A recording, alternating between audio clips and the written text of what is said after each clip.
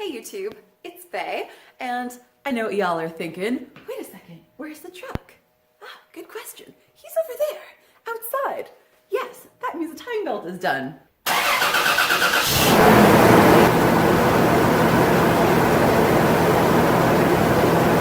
Now what else you're thinking? You're like, oh my gosh, timing belt is done. That means timing belt video is next.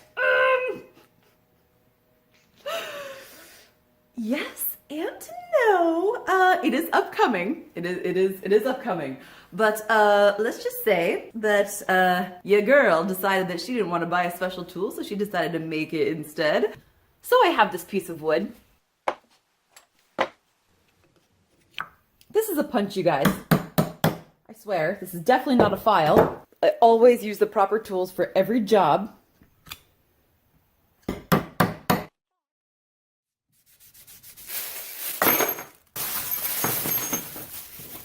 Should do the trick.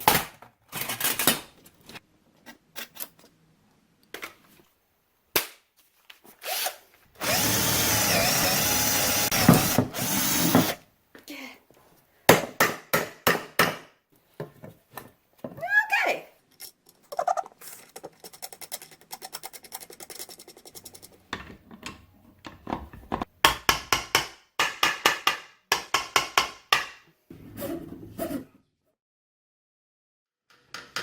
And that may or may not have been a good idea.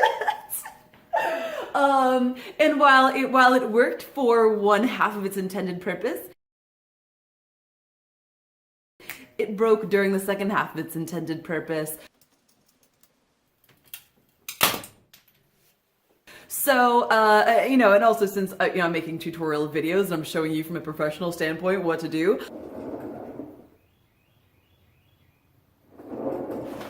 I came to the realization that it wasn't very professional. So I'm gonna have to just suck it up and buy that tool and then remake my timing belt video, which no big deal. I mean, it's a very easy job to do. It doesn't take a ton of time, except for when I record it, then it takes double the amount of time, but whatever. Anyways, so what's today's video gonna be about, Faye? Oh, what a good question. I'm gonna be answering your business related questions.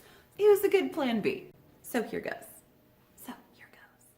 So first question brought to us by Andre Salvi, and he asks, out of curiosity, when it comes to jobs that you know are messy, such as oil pan gasket replacement, engine swaps, or even radiator replacements, how do you usually prepare yourself to keep a clean and professional environment when you're working on a client's car in their driveway? That is such a good question. First of all, unlike my timing belt video, when I know that there's a job that I'm gonna be doing a lot of, I actually will buy the proper tools that make it easy for me to keep clean. So proper measuring tools, proper pouring tools. Something that just comes to mind real quick is I do a lot of transmission services on Toyotas. So I bought this fluid transfer pump that's super helpful. I also save a ton of cardboard. I use cardboard excessively, and then also the Harbor Freight tarps that you can get free with the coupon. I'm naturally a very clean technician anyways, so it's just sort of developing techniques over time with things like oil pan gaskets and transmission pan gaskets. Yeah, that's definitely been a challenge as a mobile mechanic for sure. So great question. Thank you for asking. Next question brought to us by JHHH. Do you have any long-term goals? That's a great question. I didn't even plan on starting a business, so I just kind of take life as it comes, man. I never know what tomorrow's gonna bring or next month. I probably should have some long-term goals. Have you taken or would you recommend self-employment courses? Great channel. You're gonna be one of the top ones sooner than you think. Thank you so much, JHHHH. Yeah, I totally do, because you have no idea what you're getting into until you start, or at least, I mean, maybe you do. I did not. I actually went through the UTSA Small Business Development Program, and it's free. They offer free advice, free small business coaching. And if I did not have that, I don't know what I would have done, because there is such a huge learning curve for starting a business. So yeah, absolutely. I've heard this over and over again. I could do this better than my boss. You forget that there's so much that happens behind the scenes, not just from like a day-to-day repair perspective, but then also with like all the accounting and stuff. It's been super helpful. So yes, I absolutely recommend it. Next question is from I'll Take What's Left. I like that username. Do you use software for your business? Yes. Yes, I use an incredible software that not that many people have heard of before, because it's kind of new. It's called Shopware, and I love it so much. I've actually been thinking of doing a review sort of tutorial about it just because it's so amazing, and my customers give me great feedback on it. What I love the most is the ability to really keep an open dialogue with my customers and share with them pretty much everything that I'm doing. I can upload video, I can upload photo, and especially for my customers who are at work while I'm working on their car, I can send them messages. And so instead of having the super long email thread and I'm trying to like look back through my email and figure out what the heck was I supposed to do for this customer, look back through text message, we keep all of our communication in each RO, and it just helps me stay so organized. It's absolutely the best. So great question. And if you're interested in me doing a review on Shopware or a tutorial or something like that, let me know in the comments below and maybe encourage me to do it sooner. There was more to this question. Have you formed a corporation? Yes, I'm an LLC. And at first I was sole proprietor. And after looking into sort of like the liability aspect of things, I was like, I will pay the fee and form an LLC. It's so worth it. So yeah, great questions. Thank you. The next question comes from Don D. Do you need special insurance or a permit/license to be a self-employed mechanic? Special insurance, yes. Permit/license? I don't think so, but I actually don't know. I'm pretty sure not, but if someone knows otherwise, please let me know, because I don't have any special permit or license. I do have special insurance though, not just for my business, but also for my work truck. I need special insurance. And then I also have special insurance just for my classes. So there's a completely separate pay scale and business model that I use for doing my one-on-one lessons and also my hands-on classes versus the auto repair. Trying to wrap both of those into one insurance is not only impossible to find someone, but it's very, very, very expensive. So I also have liability release forms for everything. From my auto repair to my classes to one-on-one training, everyone has to sign a liability release that basically says, hey, if something goes wrong, you can't sue me. I mean, Texas is also pretty cool. The rules are gonna vary from state to state. Texas, try to sue me, you can't take my car or my house. That's pretty cool. But so far, knock on wood, I haven't had to use it, but kind of keeping that same mentality of if I have it, I'm not gonna have to use it. I like to cover myself as much as possible. Knowing that I have it just allows me to be able to have the confidence to do some of those more, I guess, riskier or high risk jobs that I, at first, when starting my business, think I wouldn't do. So yeah, was there any more to this question? Oh, how much money expected to put in upfront to start in at a dealership, fast lube, independent shop as a newbie mechanic? Okay, so actually when I first started at the dealership, which was not my first job, I had been working for quite a while, so I had all my own tools. But when I first started working at a dealership at Toyota, they provided everything. You literally didn't even need to own a ratchet. Not kidding. So if you're looking to start in a situation like that, the kids graduated right off the lube rack and didn't have to make any sort of investment. Of course, you're getting paid $10 a flat rate hour. That's right, $10 a flat rate hour. So not a lot of money invested, but also not a lot of money that you're gonna be making at first, keep in mind. But my first job actually wrenching was at an independent shop, and I did have to have all of my own tools. And actually, before I got my first job, when I was apprenticing under someone, I learned what tools I needed. There's no like master list, I feel like. Some shops will prepare you, but I don't know. The shop that I worked at didn't give me a master list like, hey, you've got to have all these tools in order to work here. So during my apprenticeship, I had, of course, basic hand tools, sockets, wrenches, so on and so forth. But my mentor was super cool, and he basically had this rule of borrow the tool once, write it down, borrow the tool twice, save up money for it, borrow a tool the third time, you go out and buy it. And so that's sort of how I figured out the tools that I needed. So I can't say for sure what tools you must have with whatever job you start at, but I just know that there's a wide variety where you could start out with literally nothing or start out with a full set of basic hand tools and be okay. I think when you first start out, there are going to be technicians who are seasoned technicians who are willing to loan you some tools at first, but probably keep in mind, just out of respect for them and the money that they've put into their tools, that basic rule of three. You know, I try to live by that, and I think it's respectful, and I try to teach my apprentice the same thing, and she's been great about it. So yeah, good question. Thank you. Next question comes from Mick Cool Moral Leha. I don't think I'm saying that right. I'm so sorry. But this is a really good question. I wanted to answer anyways, even though I can't pronounce your name. How do you price your work? Well, it's a several part question, but that's the first part. And I love that question because, well, I get it all the time. And I think it's really important that people price their work accordingly and on the same sort of generic scale that we use, a flat rate. So I do use flat rate. I also use a tool called RepairPal. It's pretty simple. You can put in your make, model, and zip code and see what other shops in the area are charging, just to make sure that I'm being competitive and also being respectful of other technicians around me. If they can go to an independent shop and get a job done for $500 and I charge $200, that's great for my customer, sure, but it's also not really good for me in terms of self-respect. Like, I'm as good as that person, so why am I charging less? But also I'm disrespecting other technicians by undercutting the hard work that they've done in order to, I don't know what I'm trying to, I know what I'm trying to say, but I'm not doing a very good job of saying it. But basically, I make sure that my prices are always fair by using tools that are sort of industry standard. And then I also will charge a fee based on how far I have to drive.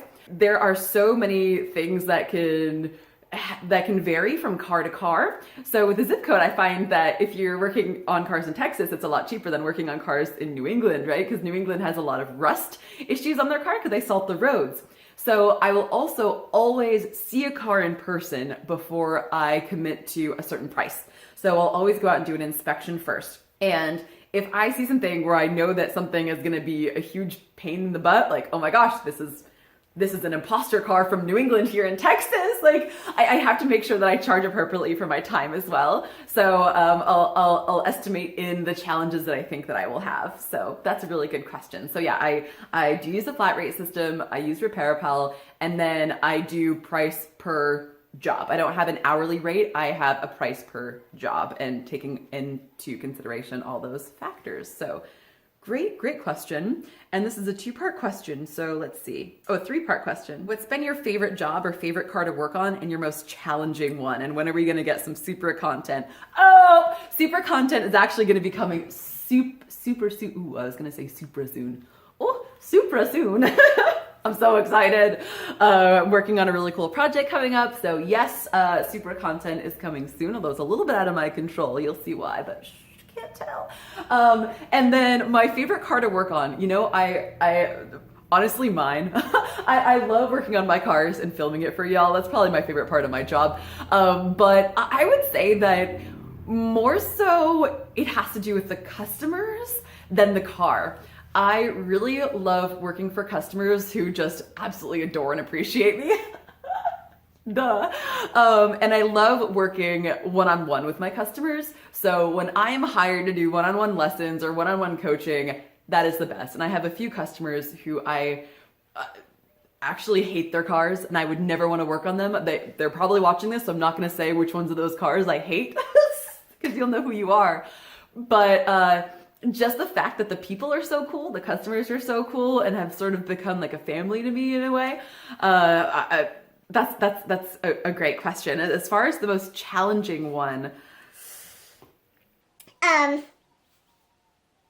gosh, I'm gonna have to think about that. I have run into some major challenges lately with things that I used to be able to work on all the time when I was at the dealership, and now I can't because I don't have the same sort of special tools. Oop, throwback to timing belt video.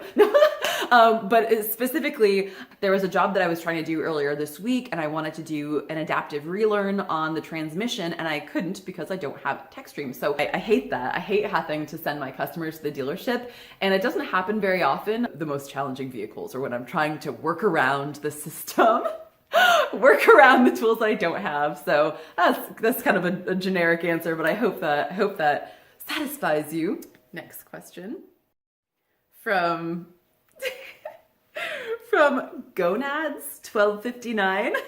Hi Faye, I love watching your videos. Thank you. I love making them. Do you find all your customers are ladies, or are you finding men asking you to do repairs on their cars as well? Men have no problem asking me to work on their cars.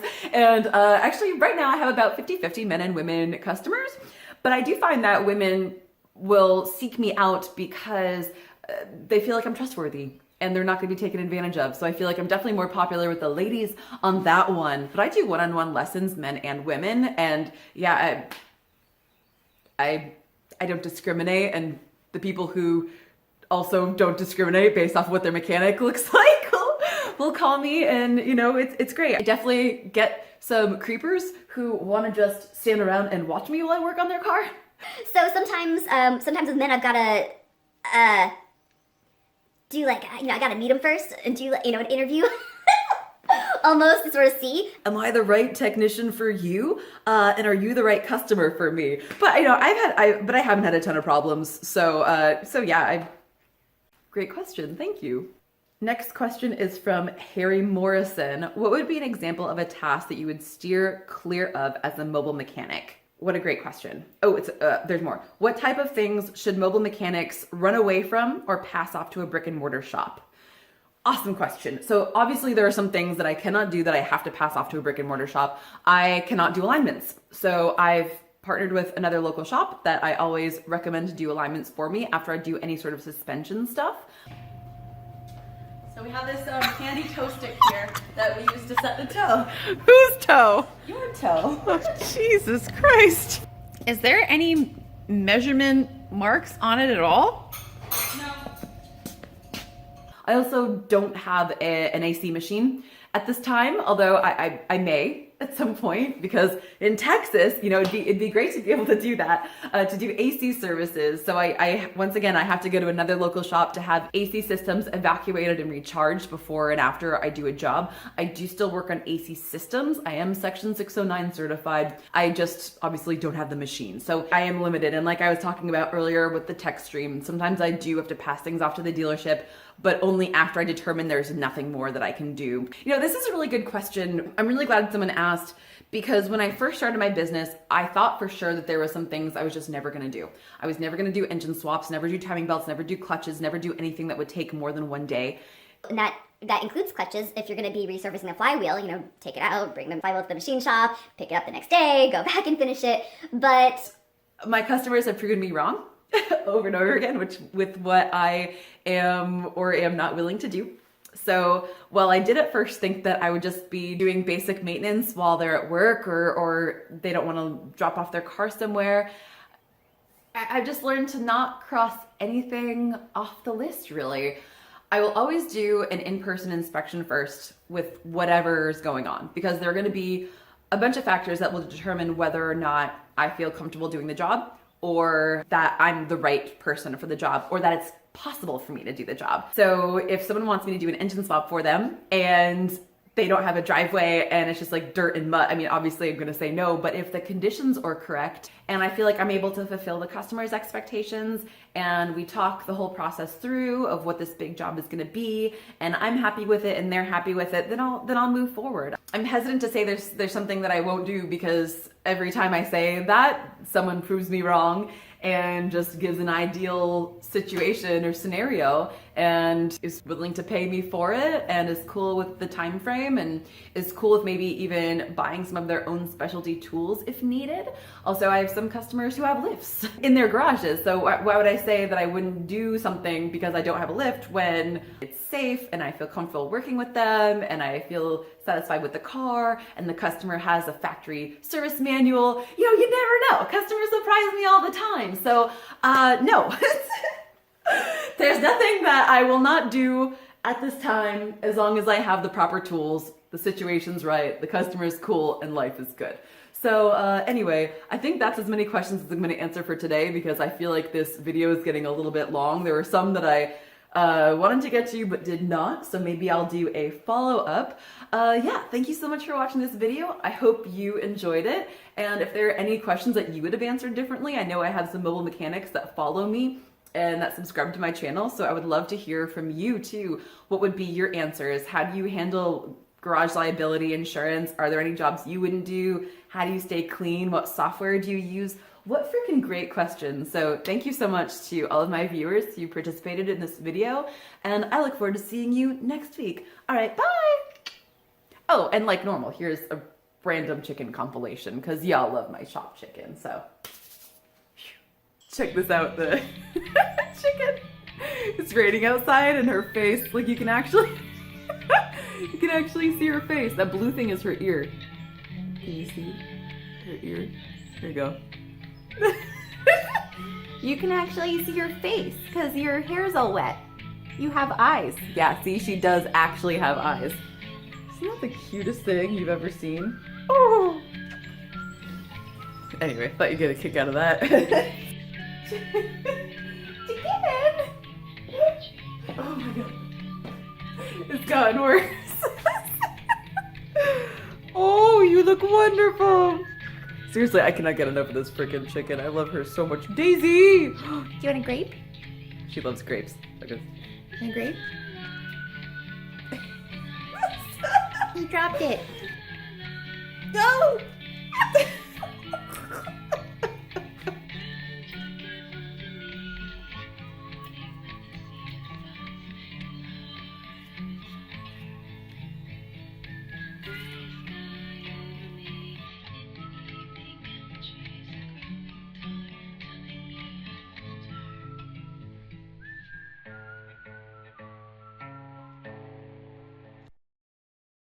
Next question is from Jeremy Fickling, who tells me, I know this, Jeremy. You should do a toolbox tour of what tools you usually carry with you and what kind of insurance you have. I have a garage liability insurance. You do need a special insurance, not only for your business, but then also for your business vehicle. So if you're using your personal vehicle for business use, not quite sure how that works. I have separate insurance for a business vehicle on my work truck versus my Volkswagen, my daily driver. Depending on the day, I don't carry a ton of tools with me all the time because I don't want to put all of my livelihood into my vehicle, you know? Because of that, I'm maybe only carrying $500 to $700 worth of tools at a time. So I make sure that my deductible is super low. So if someone does break into my vehicle, it's worth it for me to actually use my insurance and get all of my tools repurchased and be able to restock after a break-in.